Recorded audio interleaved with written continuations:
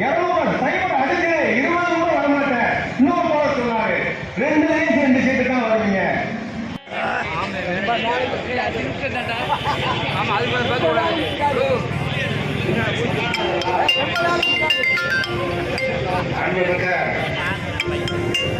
கூட்டத்தை தலைமையாக நடந்து கொண்டாடும் அருமையாளர் முருகேசன் அவர்களுக்கும்